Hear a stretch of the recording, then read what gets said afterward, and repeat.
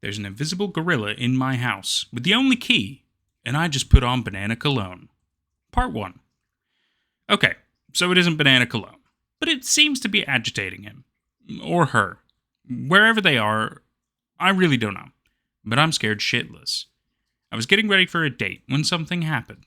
I texted Sheila that I was looking forward to seeing her, and I was about to put on my shoes ready to walk out the door. My house shook. Not violently enough that cabinet doors flew open and dishes spilled out and crashed on the floor. It was more like when I was in second grade and the whole class felt the room jiggle, and we found out there'd been an earthquake in Pennsylvania when we got home. I peeked out my bedroom window to see if anything looked off outside. Nothing appeared out of the ordinary. A car rode past and some children were playing in the front yard across the street. They didn't seem to have noticed whatever I'd felt, and I wrote it off as the house just settling. I went back to my text and typed, "See you soon," and hit the send arrow. Scheiße, I said. I like to say shit in German. I got that same swear flavor without the guilt. My manager and I were the only men in an office of about 25 women. I found out firsthand how raunchy a group of women could be, but I got looks if I used bad words. The text hadn't gone through, though. I sighed with both relief and disappointment. I corrected my misspelled and hit send again. It still didn't go through. The angry little red exclamation mark appearing under my message.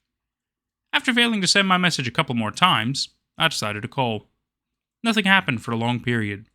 Then my phone booped and displayed that the call had failed. Maybe the house shaking hadn't just been in my head. But just to be sure, I stepped out of my bedroom and into the hall, holding my cell up for a signal. I'd belatedly seen it had no bars. But something out here smelled. My first thought was it smelled like a farm, but revised that after a second smell. It was more like a zoo stench. I slowed, but walked into what felt like a tiny, hairy mountain that stopped me as soon as I came in contact with it. It moved, and I was suddenly semi-airborne, sliding to a stop several feet away. A few seconds passed before I felt the throb in my arm where something powerful had hit me. I sat up slowly, mentally assessing the damage to my body. My fingers and toes worked and my vision was clearing by degrees. Other than my arm, which I could still move. I seemed to be alright. Something was ahead of me. I couldn't make my eyes focus on it. But I could hear it. And I could definitely smell it. That zoo smell. It was like elephants. Or maybe camels. I remember loving found out to the zoo when I was a kid and just accepted that the smell came with it. In time, I kind of grew to love it in a way. But this was different. This was in my home. And it was really strong because it was close.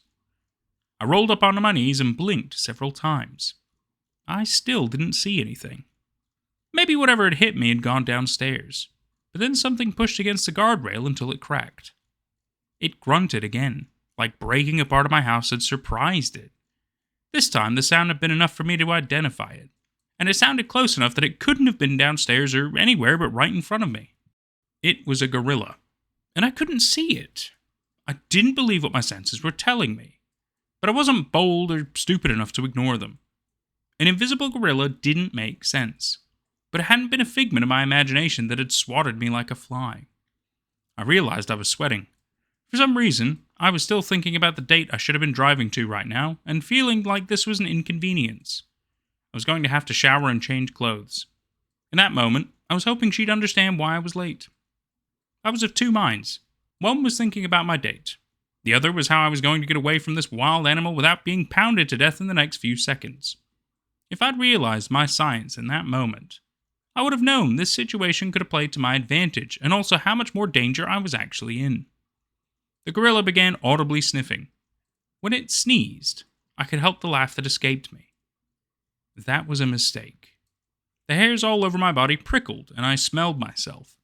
It was as if my senses dialed in and I saw in sharp detail, felt the nap of the carpet beneath my fingertips, tasted the bitter film on my tongue, and smelled the flop sweat layered on my skin mixing with my new cologne that reminded me distinctly in that moment of bananas. The stairs were on the other side of the gorilla. My heart beat against my chest like there was something in there with it and it desperately wanted to get out. I could try to run past, and in hindsight, that may have worked. But right then, I was afraid of another blow like the first. It charged at me. My mind colored in the ape knuckle running where I heard pounding fists on the floor. Oh no, I said, turtling up and falling onto my back. It ran into a little sliver of wall between the guest bedroom and the bathroom, punching into the drywall like someone had hurled a bowling ball into it. It screamed, or whatever that excited sound is called that gorillas make before falling somewhere next to me. It was close enough that I could feel the heat of its body. Yes, it really was invisible. This had to be a good time to move. It was either go now or wait for it to right itself and pound me into a fine mist. I rolled over and tried to do a push-up into a standing position, but my arm hurt so much, the pain shocked me and I fell on my side. "Oh, Scheiße," I said and cradled my arm, too overwhelmed with pain to move. I'd stubbed the hell out of my toe once, the pain gradually building until I was almost overcome with agony. It hadn't been broken, and this pain reminded me of that, except all grown up. I was effectively paralyzed. But the ape's agitated snorting and grunting settled. I could feel it feeling around, as if searching for its keys.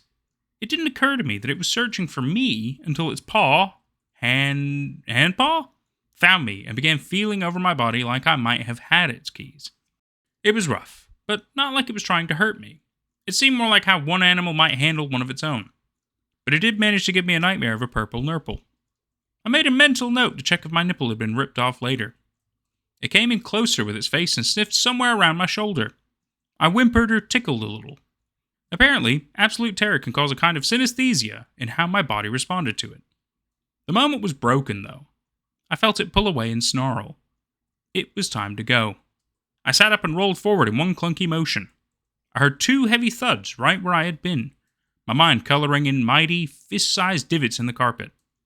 I heard wood crack and could only imagine what had happened to the framework beneath the floor. I tried to run straight for the stairs, but my brain was firing commands faster than my body could follow. My graceless fleeing almost as dangerous as the animal behind me. I could feel it thumping the floor as it gained ground. The problem was I couldn't slow down, and that I had to, or I'd launch from the top of the stairs and break every part of me going down. With 3 feet to go before the stairs, I dropped and slid like I was heading for home plate. It had the effect of slowing me down at the right moment, so I overshot the stairs, but not like I was jumping off a cliff. I hit the 4th step down and curled like a pill bug to tumble the rest of the way. My back hit the corner of a step twice, pinching my wind off by the time I hit the bottom. I landed on my ass and tried to take a breath. What came out of me sounded like a kazoo caught in a giraffe's throat. For the first moment, after becoming aware of an invisible gorilla in my home, that wasn't my primary concern. I couldn't breathe, and for a long, panicked moment, thought I was going to die. The gorilla had come tumbling down the stairs and had crashed through the spindles of the handrail, sprawling across the floor over to the side of me. I hoped it was dead, but gorillas always had seemed so tough. It moaned and chuffed, and I suddenly felt bad, even though I was still trying to get even a whistle of air into me. Whatever had happened, however it had gotten here, I was sure it hadn't been in on those decisions if either had been conscious ones at all. I couldn't deny it. Maybe it had been something supernatural that had brought it here. I finally was able to get enough of a breath to get up. I crawled on my hands and feet and pulled myself up by the refrigerator handles before reaching into the cabinet for a glass. I dispensed water from the fridge until I had half of a glass and chugged it. I refilled and turned to sit on a bar stool at the island. I'd already poured a glass and forgotten it on the other end of the island. I'd get it later. The adrenaline dump and having the oxygen banged out of my lungs had me physically drained. And dealing with something that shouldn't have existed was taxing my mental state. So, forgive me for not thinking that I could have crawled to the front door and gotten out. In hindsight, I was glad I'd gotten the water. The glass moved. At first, just a little bit. Then it slid almost off the island. I froze, my own glass to my lips. It lifted, a nice amount sloshing out of the glass. The gorilla sniffed heavily, and then the glass turned. Not all of it went in its mouth, but enough that its audible swallowing was enough to turn my stomach. It was really thirsty. My wheezing was still improving, and it was time to move before it noticed me. I slid off the stool as quietly as possible, my eyes fixed on the floating glass as I moved into the laundry room. My intention was to slip into the garage and open the door and begin outside. I was afraid to not see the glass. It was the only thing I could have reasonably relied on to see where it was. Being in a small space with the gorilla just outside didn't help.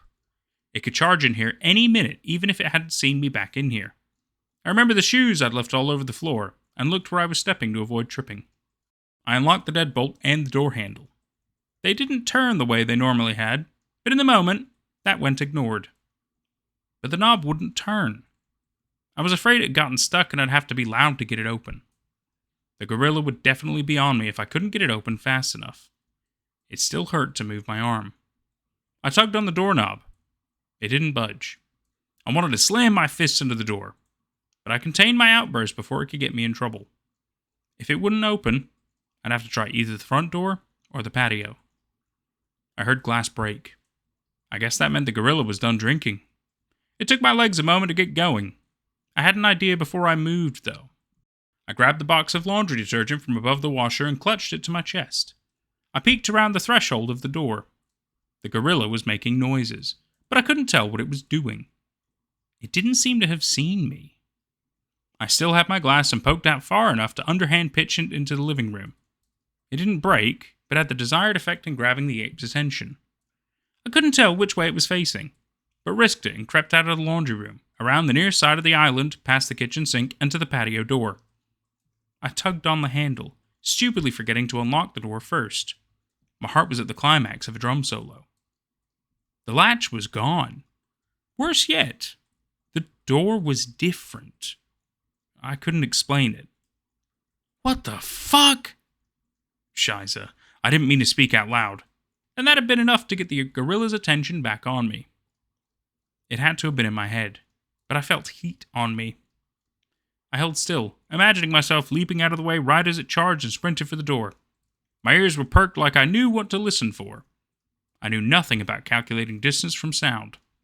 I put my free hand in the detergent box and grabbed a big fistful of powder. The gorilla was quiet, but if it weren't behind me, I had no idea where. The lack of anything happening was a dangling knife over me, no matter where I moved. I spun and threw the detergent straight ahead. Bingo! It worked. Enough of the powder hit it that it was outlined from head to chest, and I believed it had been blinded. I dropped the detergent and ran for the door. The gorilla stayed put, spitting and shaking its head. It may have been choking, but I couldn't tell from the sound it was making. I paced myself, not wanting to collide with the front door. I tried to slide to a stop on the linoleum, but I'd lost the sock and went down on my knees.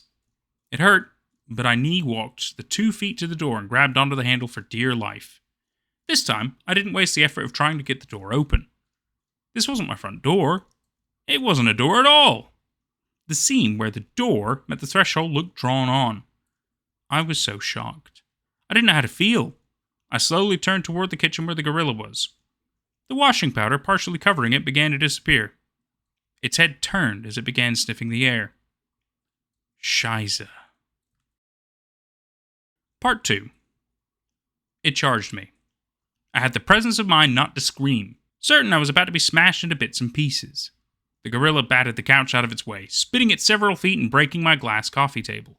I strafed to my left and felt the beast breeze past me, then the mighty thunk as it collided with a door that should have screeched as it tore from its hinges.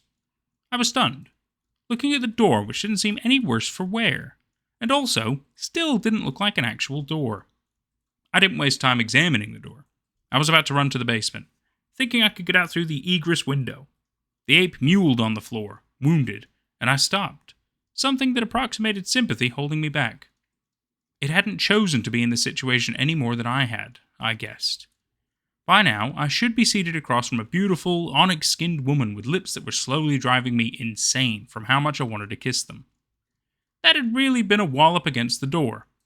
Even though I couldn't see the big fella, it had to have been hurt. Jesus. I hoped it wasn't dying. Without consciously deciding, I knelt and felt around until I found it. It was big, but surprisingly not as big as I was expecting. Don't get me wrong. Beneath all that fur, or is it hair? Do gorillas have hair or fur? Was corded muscle that could definitely rip me to pieces as easy as I could cardboard. But it wasn't the gigantic monster my imagination said it was. Its head had something tacky that I guessed was blood. Had to be careful around there. If the ape had a doodle on the noodle, I didn't want to agitate it. Doodle on the noodle? What the hell did that mean, and why did I think that? I prodded around on the face as gently as I could. The flat, wide nose was wet like a dog's. I guess that was good. The teeth were much thicker than a human's. My mind colored them, yellow with flecks of red, like the ape didn't usually taste blood, but had before. The fang teeth were particularly intimidating. No doubt they could rip out a man's throat had it wanted. Beneath the hairy chin, I don't know why I thought of its chin as hairy when it's covered with hair fur or fur hair, was a thick neck I doubted I could have put my hands around if I wanted to choke the ape. There was something else. A collar. The material felt like leather. Was this thing somebody's pet? I felt around the back for a clasp or something, getting lost in each new train of thought. I should have known better. A big fingery paw grasped my forearm. It was like the whole world went into a blender as the gorilla whipped me around like it was using me to beat somebody else. I'm sure I screamed. I'm sure I peed a little more. By the time the world reassembled into discernible shapes, I was face first into the love seat more than a dozen feet away. My body hurt, but not necessarily my arm. It was as if the pain had been put in a blender and been spread all over me like peanut butter. An agony spread. My other arm that the gorilla had hit and sent me sprawling before didn't hurt as intensely either. Things that hadn't been hurt now had a general throb, like the center of my back, the arches of my feet, my shoulders, elbows, wrists, and the major joints of my lower body. Even my internal organs felt uncomfortable, like they'd been smooshed together. Only one part of me had its own unique pain. My hand. Specifically my fingers. They throbbed like they'd been garroted, and the blood was only slowly returning to them. But I was holding something familiar. I realized as I mentally assessed my damage. I was holding the ape's collar. I tried reaching with my other hand to examine it, and apparently that was too much motion too soon. I threw up. It was a gagging, awful sound, particularly horrific because I hadn't eaten today. I rolled away from the mess I'd made and onto the floor, taking care not to do the collar. I lay on the floor and just breathed for a long time. The gorilla was somewhere nearby, but I had no capacity to do anything about it. It was chuffing and knocking around somewhere where I'd been. I needed to move before it found me, and gave me the bam-bam treatment again. My stomach was settling, and I could finally open my eyes without feeling like the earth was trying to spin me off of it. I moved slowly, taking as much care as I could not to make noise. It was close enough to close the distance in seconds. I got to my knees, my head feeling like it was actually going to stay attached to my body. The gorilla still seemed discombobulated, so now was the best time possible to move. I planted one foot on the carpet, and smashed the glass I'd thrown underfoot. I choked back a scream, and for a brief moment didn't know how to move. I couldn't lift my foot because of how I was balanced, and I definitely couldn't put weight on it to stand. The couch was closer than it should have been from the ape knocking it closer. I toppled over into the cushions and straightened my leg too soon, driving the shards deeper into my foot. A whimper crawled out of me, and I cut it off. The gorilla did a scream thing and made another sound like it was shaking its head. I went still, like by being quiet. I would also turn invisible. Through ball fondling luck, I still had the collar in my grip. It was still invisible, and I took a moment to jam it into my pocket. It had something hanging from it, a circular piece of metal, like a name tag. The gorilla started sniffing the air again. It had done that before, and it connected that it was smelling me. A quick sniff of my pit verified my deodorant was still intact, but my cologne had combined with sweat and the resulting scent smelled kinda like bananas. I hate bananas. The gorilla continued snorting at the air. It couldn't have been more than a few feet away, and I wasn't in any position to run. Hans Gruber saying to Carl, "Scheiße, dem Fenster," came to mind as I listened to the gorilla sniff its way over to me. I stood, my weight on one foot, my heart doing a drum solo. The ape didn't seem to notice me. I was confused, because I was right in front of it. It had me. I was wounded prey. But I wasn't begging it to get me. It was breath-smellingly close. I ran for the stairs, ignoring the agonizing pain slicing even deeper into my foot. In hindsight, I'd wished I'd run for the basement stairs. But I was here, so I fell to my knees and crawled up. It was hopeless. The ape would be pounding me into oblivion in milliseconds. My arms and legs were filled with a boundless energy that carried me all the way upstairs. It was only after I'd stopped before I realized the gorilla hadn't gotten me. I was taking thirsty gulps of air, my wounded foot pulsing with the heartbeat. I glanced over my shoulder as if I could have seen what it was doing down there. There was a thump and a fist-sized hole above the handrail. "Oh, Scheiße!" I crawled into the spare bedroom and slapped the door shut with my wounded foot. Fresh agony bloomed up to my ankle, and I had to clench my eyes and grit my teeth to get through it without screaming. The gorilla was banging its way upstairs. It was growling and hooting. My house was a 3-bedroom with a Jack and Jill bathroom between the 2 unused bedrooms. I crawled in there and carefully shut the door. I put down the toilet lid and hauled myself onto it before folding my leg to examine my injured foot. 2 angry-looking shards of glass protruded from my sole, and I plucked out one and then the other one before I could start weighing how much damage I would be doing versus how much had already been done. Removing the broken glass was disturbingly unpainful. The ape was at the top of the stairs, sniffing around. If it truly hadn't seen me go in the bedroom, I had to figure it had enough deductive reasoning to work out where I'd gone. Apes were probably as smart as 8-year-olds, at least, and an 8-year-old could figure out how to turn a doorknob, I'm sure. I put the ball of my foot on the floor and shifted weight onto it. It hurt, but it wasn't agony. I was worried about it not hurting at all. I sat again and took the toilet paper off the spindle and rolled TP gently around my foot until it was patted to my satisfaction. I had to move fast before the ape was in here. It knocked on a wall, and I didn't know how to interpret that. There might have been another piece of glass in my foot, but I didn't have time to dig around in there. Hell, I'd forgotten to sterilize the cuts. The toilet paper was getting sticky on my sole. Hopefully, the wound was cleansing itself as it bled. Losing my foot to an infection would suck, but I'd rather that than an uninfected foot and a room-temp corpse. I spared a moment to look in the mirror. There was a look of constant surprise I couldn't get off my face. My shirt sleeve was plastered to my arm. At least I thought so at first. When I tried plucking it from my skin, I whimpered, because it was the ache from getting battered by the gorilla had sunk into my bicep, and it had swelled almost to twice its normal size. Thunk! I gasped. The beast was at the door. Then it began crunching, and I knew the gorilla was pretty much walking through the hollow, cardboard-like door and was in the bedroom. I limped into the other bedroom and shut that door. My niece stayed with me sometimes when my brother and his wife had date nights. I'd set up this room for her. There was a small pad and mechanical pencil on the end table, and the collar in my pocket came back to mind. I hobbled over and dropped onto the floor when the gorilla punched something in there that shattered. It sounded annoyed as it yelled, like it was demanding me to come out and show myself. I fished the collar out of my pocket, handling it carefully so I didn't drop it and had to feel around to find it. The circular metal pendant attached to the collar felt like it had an inscription on it. My thumb wasn't sensitive enough that I could discern the letters, though. I slipped it under a sheet of paper on a notepad and picked up the mechanical pencil. Clicked it a few times until the tiny bit of graphite poked out.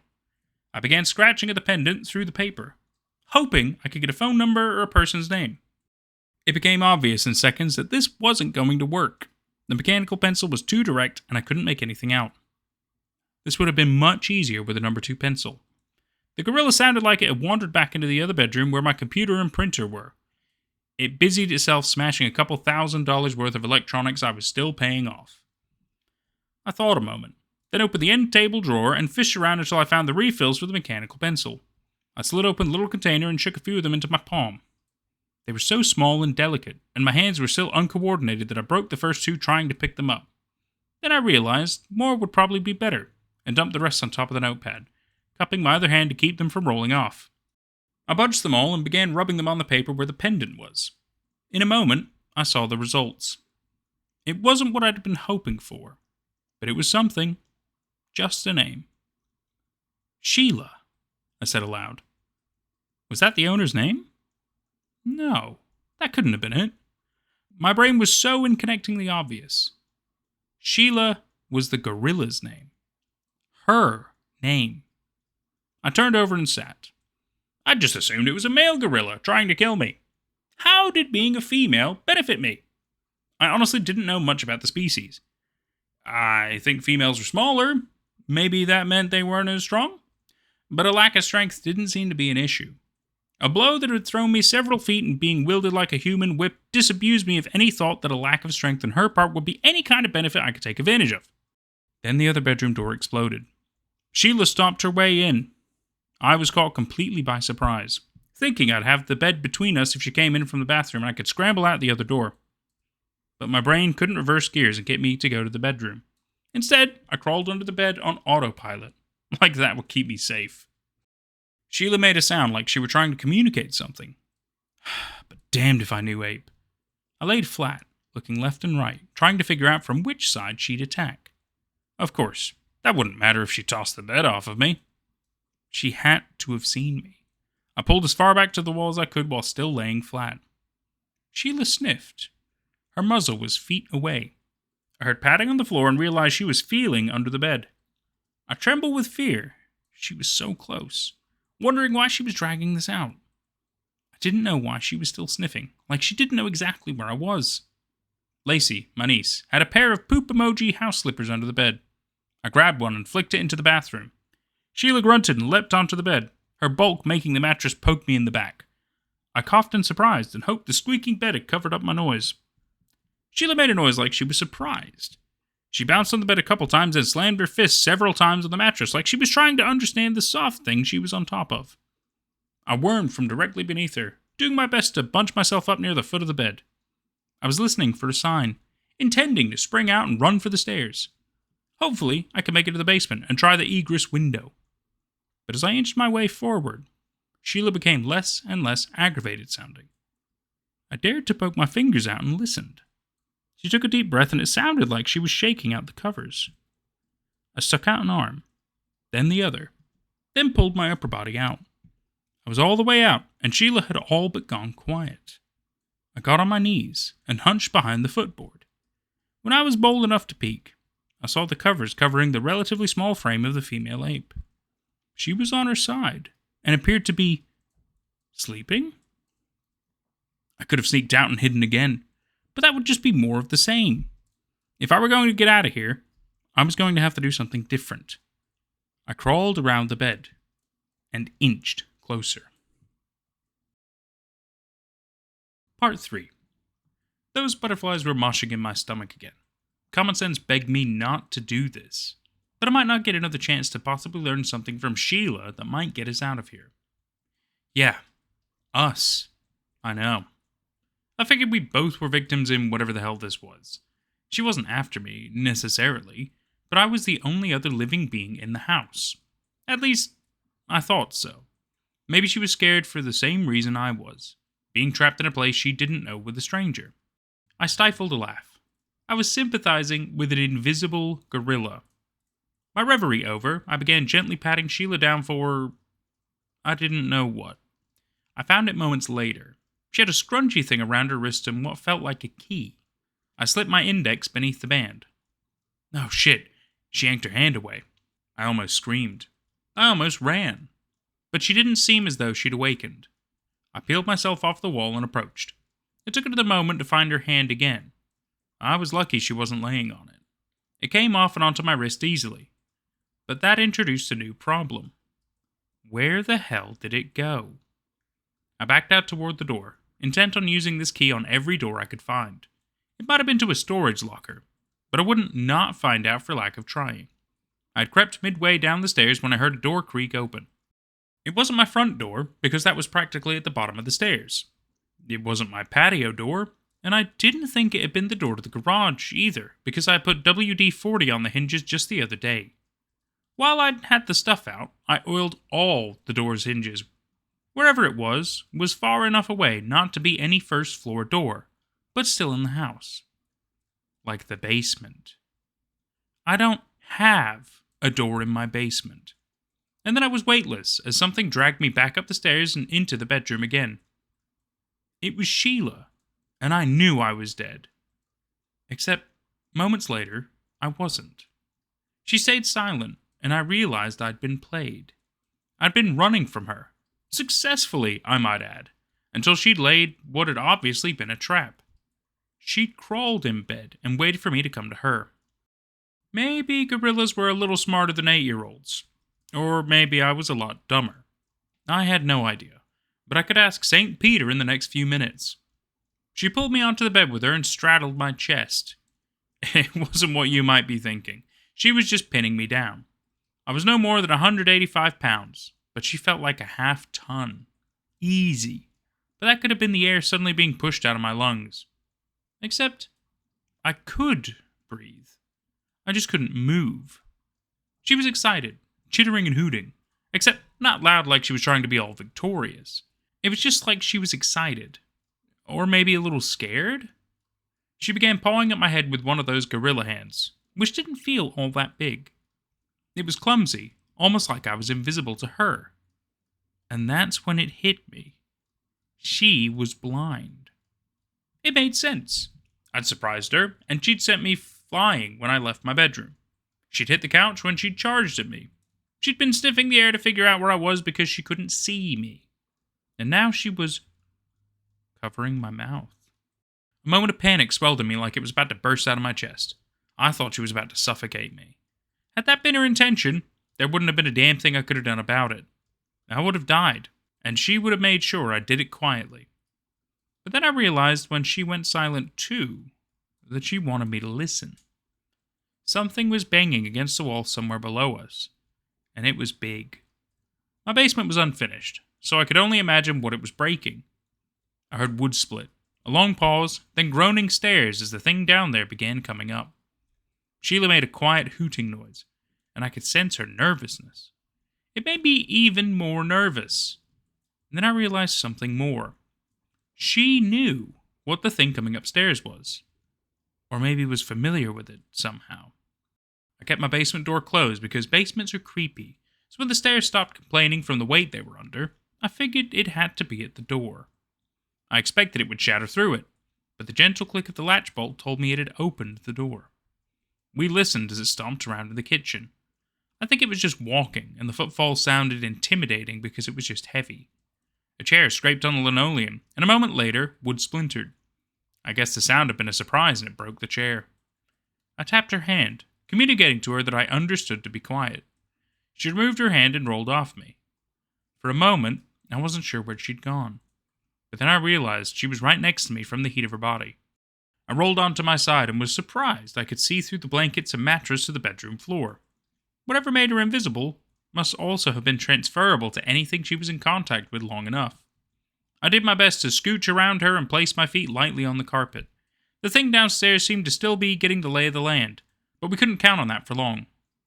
My best guess was that a male gorilla was downstairs, and one thing I was sure of was he was going to be a lot bigger and stronger than her. By now, I had her scent all over me, and if he got a whiff of her on me, I had a feeling that wasn't going to fare well. But she was afraid. I couldn't begin to speculate on gorilla relationships, except to say that they got along well enough to propagate the species. But perhaps these weren't gorillas at all. Sure, she sounded and smelled like a gorilla, but I hadn't seen her. Invisibility could have been a natural state for her. She could have been from the moon, for all I knew. Okay, I said, feeling around until I found her hand. She squeezed the knuckles at the base of my fingers, reminding me to be quiet or maybe reminding me to be scared. I reached over and patted the back of her hand with my free one and she eased up. I led her into the Jack and Jill bathroom and quietly closed the door. The pain in my foot had dulled even though I could feel the bit of glass still in there. My arm beneath the shoulder was all bruised when I looked at it in the mirror. But my face scared me most. My nose was gone. I couldn't stifle the whimper, and Sheila made a sort of chastising snort. I prodded my face in general before touching where my nose should have been. It still had the same narrow tip and knot at the upper part of the bridge. I could feel it, I just couldn't see it. I looked at my hand holding hers, and could see it was starting to dissolve too. So, it had to be prolonged contact. I resisted the urge to shake her hand off mine. If anything, I held onto her tightly. She was scared, like she knew the bad downstairs, and I wasn't about to take that for granted. My plan was simple. Wait for it to come upstairs. We'd hear it go in one bedroom, and we'd simply go out the other way. It sounded like it wasn't entirely coordinated, and I was betting my life on it being invisible and blind too. It finally found the stairs. I heard it wrench the banister off the wall as it plodded its way to the second floor. I stroked Sheila's hand, hopefully reassuring her.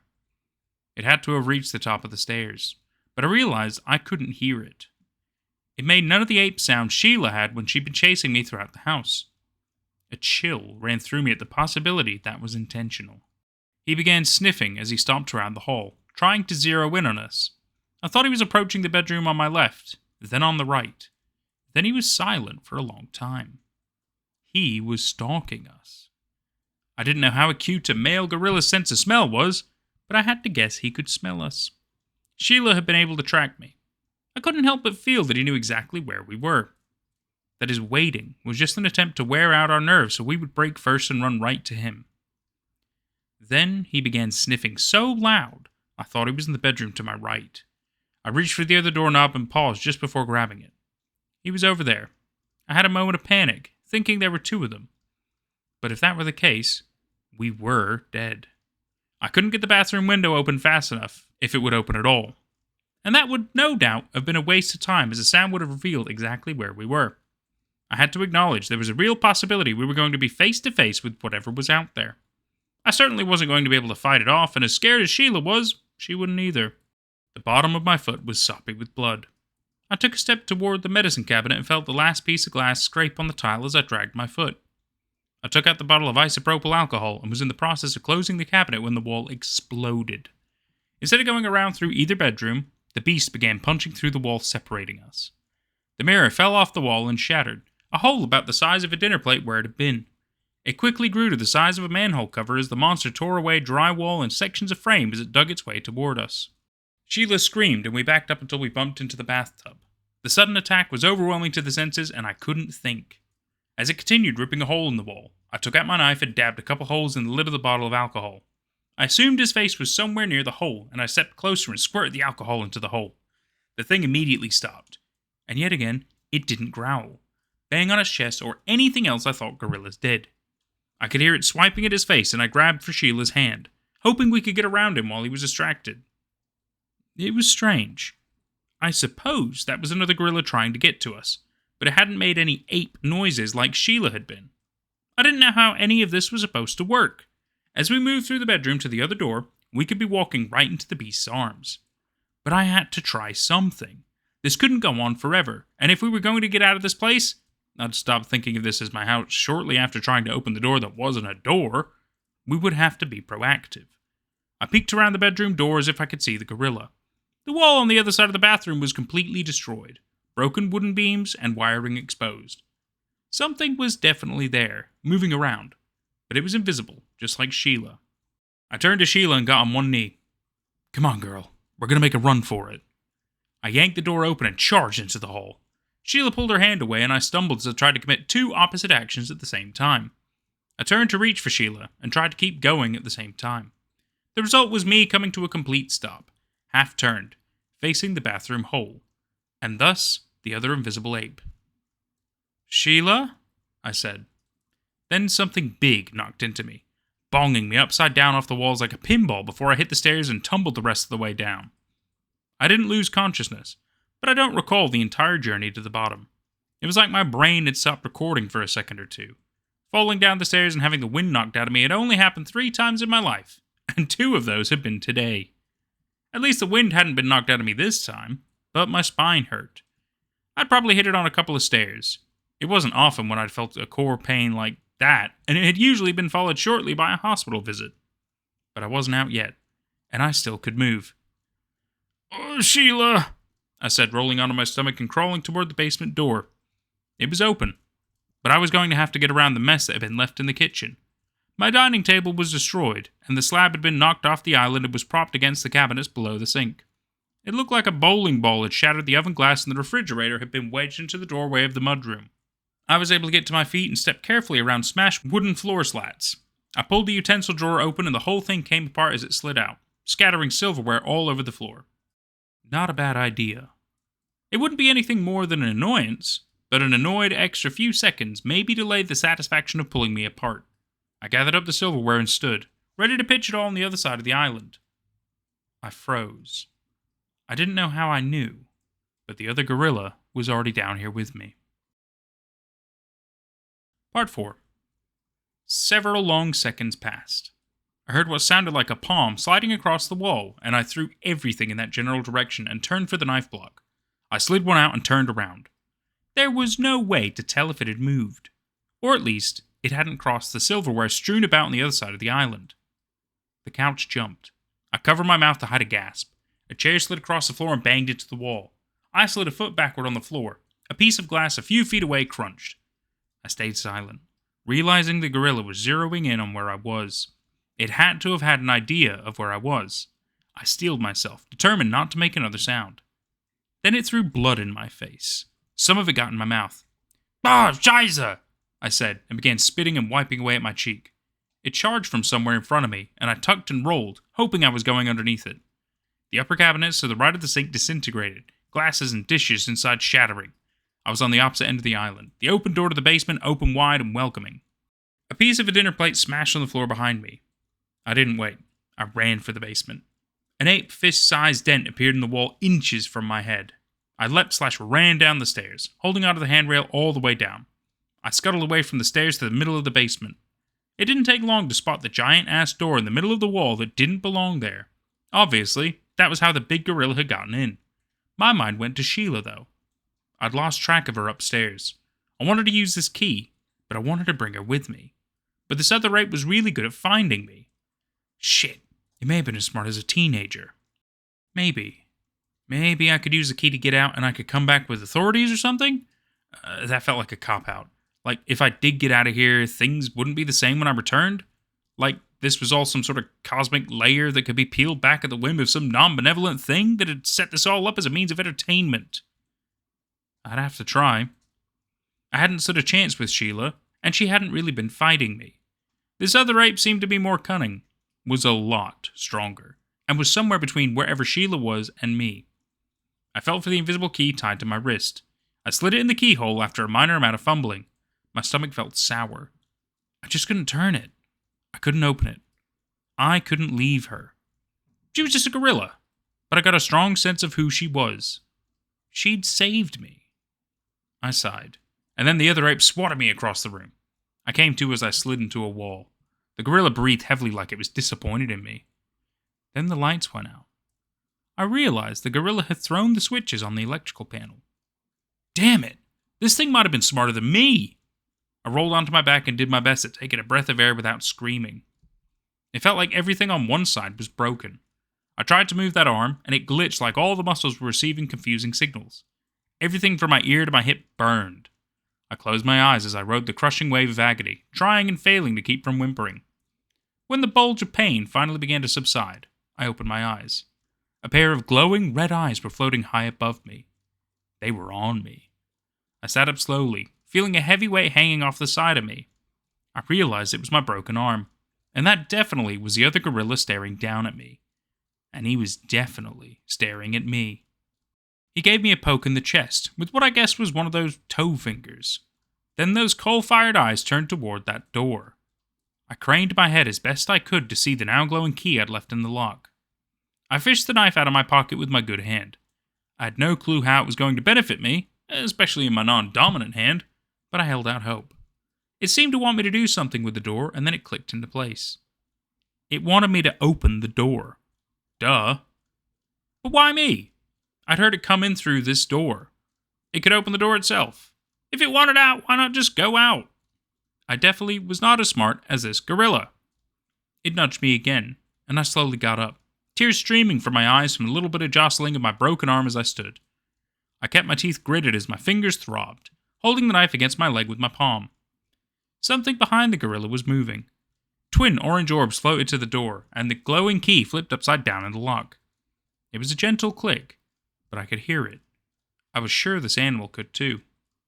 I let the weapon clatter to the floor, attracting the ape's attention instead of looking behind it. It looked to where the knife had fallen. My heart was on the verge of leaping out of my body. I could run, but if it could see me in the dark, I wasn't getting anywhere. Sheila had vanished. She had to be near, but I couldn't spot her. I hoped he couldn't either. I shuffled to the door. I didn't know what was about to happen, but there was a process going on here. I had to trust it. I laid my hand on the ornate handle and pulled. The door creaked, and I stepped back to let it swing open. The gorilla shoved me aside and made a sound like it was happy. It took a step, the threshold glowing green. The eyes canted to the side like it was thinking. Then Sheila screeched as she made a beeline at him. She launched herself at him just as he turned. Their bodies collided and those coal eyes disappeared into whatever was on the other side of that threshold. The ape roared as the door began to close. I realized Sheila was closing it and I leaned it as best I could. We got it closed and then... silence. The door was shut, but it wasn't like I'd locked it. The lack of anything on the other side of the door was just odd. I kept my shoulder pressed onto the door, waiting for the ape to bash the door down on top of me. Sheila grunted in front of me. I looked into her orange eyes, and it took me a moment to realize she wasn't holding up the door with me anymore. I relaxed. I didn't feel safe, but she definitely knew more than me. I took a step toward her and she shuffled her feet. Her eyes danced all around the room. I didn't know how to read her behavior, and I realized I had to give myself somewhat of a break. This was my first invisible gorilla. She grabbed my hand, and I thought we were having a moment until she put it on the key. "Ooh," she said, and I thought I understood. I had to turn the key. And I suppose that whomever was turning the key determined what was on the other side. I mean, it was a magic door. When I stopped trying to make sense, it made sense. I opened the door. For a moment, I expected a giant gorilla on the other side to pulpify me. But it was a view of my street from my porch. Again, it didn't make sense, but I understood it when I stopped trying to understand. Sheila grabbed the wrist of my broken arm. I winced, and she immediately let go. I turned back, and for just a moment in the daylight, I thought I saw a silhouette of her. But I blinked and it was gone. I couldn't see her eyes either, but we were close enough that I could tell she was there. She took my other hand and pulled me in. We hugged as best as I was able. I didn't want to let her go, because this was feeling like goodbye. We finally broke and I grabbed for her hand. She must have anticipated me because my hand slipped through hers, my palm sliding over hers. "No, you're coming with me," I said. She made a sound kind of similar to a cough, but it came off as dismissive. Like, not only had she understood what I'd said, but she was telling me no. This I didn't understand. When I turned the key, the door opened to my world. When she'd turned the key, the other gorilla had gone somewhere else, probably where they're from. She'd been terrified of him. Why would she want to go back there? I wasn't going to let her just go back to that. I'd drag her, broken arm or no. I'd bodily pick her up and carry her over the threshold. There was no way. She placed the flat of her palm to my chest and shoved me. I tripped over my heels and rolled onto my back with enough force that my legs kicked into the air. They landed on the door. The closed front door. I got up as quickly as I could, forgetting and then immediately remembering my broken arm. It hurt so much. My breath caught in my throat like an involuntary scream was trying to climb out of me. I stood there, letting it pass until I was able to open the door of my living room. For a moment, I was terrified to step inside. I swallowed and put one foot in. Hello? I stepped inside, seeing with my own eyes that nothing had happened inside my house. The couch was where it was supposed to be, and the banister hadn't been destroyed. I dared to walk farther in and saw no broken glass, no kitchen island slab. I had a feeling when I went upstairs there'd be no destroyed wall, and in the basement, no magical door. I was as sad as I was relieved. I'd missed Sheila. I took a deep breath, wanting to exhale the events of the last hour or two before I drove myself to the hospital. The fetid air washing into my face caught me by surprise and I gagged. The smell was not exactly right in a way I couldn't qualify. Synthetic, almost, but unmistakable. "Scheiße, it stinks like monkey in here," I said. And that was There's an Invisible Gorilla in My House with the Only Key, and I Just Put on Banana Cologne by B. Historical 2758. I wanted to cap off this month with a long story that was a little silly, but still in a horrifying kind of way. And I thought this was the perfect one to do it. It's a fun story. I'm not going to waste too much time with the review. I know that some people say the reviews are a little long now. Oh, so sorry. But this was good. This was a great, fun, bizarre, strange story. And I know I would be horrified if I put on some cologne that suddenly made me smell like bananas and there was an invisible gorilla in my house. I would probably die. I would hope I wouldn't. I'd hope I'd be smart enough to figure something out. But if I'm honest with you, I feel like my chances in a situation like this where it ends up being 2 are pretty slim. Because I don't have multiple floors. So, yeah. Not great situation. But a fantastic little fun story. I really hope you've enjoyed it for I mean, it's not quite Halloween, but it's close enough. But for the spooky month, for October, we're entering fall/autumn now. Things are getting nice and cool and relaxing. It's a great season. It's always one of my favorite seasons, if you ask me, because it's just nice. It's just nice, you know. It feels good. Nothing's too hot anymore. Chef's kiss is delicious. It's great. I have been Nate at Night. I've had a fantastic time, and I sure hope you have too. I really hope I get to see some of you for the Halloween Hangout on the 31st, where me and my brother will be playing through Slender the Arrival, reading some scary stories live, things of that, maybe other things as well live. I'm not entirely sure. It's kind of up in the air. If you have anything you'd like to submit that you would like us to read live, please send it to natedognarrates@gmail.com, because there's a good chance we'll read them. I really hope you enjoy the rest of your October. These stories might slow down for a little while as I kind of pivot into the next stage of my my life, I suppose, career, what have you. Because as fun as it has been doing a lot of the YouTube stuff, I feel like what I've been doing at the moment isn't quite hitting the mark all the time, and I'm gonna try some things. So we'll kind of see. I'm sure the stories will inevitably still make some kind of a return. I feel like it's just a nice staple that we've been able to do. And obviously, whenever there's any Twitter ones or cool ones that can be exemplified, that's also good as well. But also including being able to work more on my project, the Infinity Bureau. I'd really like to continue getting that off the ground. So, yeah. Thank you so much for watching, and I will see you next time. Take care out there. Shout out to these cool peeps. Seriously, we wouldn't have got this far without them. You're all amazing. I love you all so much. Honestly, it's tremendous work you do. Supporting the channel, keeping us afloat. Amazing. Absolutely amazing. You too could become a cool peep for just $1 a month. What that's going to get you is 2 weeks early access to future videos. It's also going to get you exclusive members-only content. And there might be extra goodies coming along the way. What can I say? I'm just charitable like that. Or you can become super cool. Now that's $5 a month, but what you're going to get out of that is all the perks from the previous tier, plus also 10% discount on future merchandise, and also access to my private Discord server with a fantastic little community that we have, where I plan on hosting monthly movie nights and also weekly casual hangouts. You can also show your support by tipping through either Super Chats, Super Thanks, both on YouTube, or through my Streamlabs.com URL, which will be in the description of future videos below. Cheers for now, guys.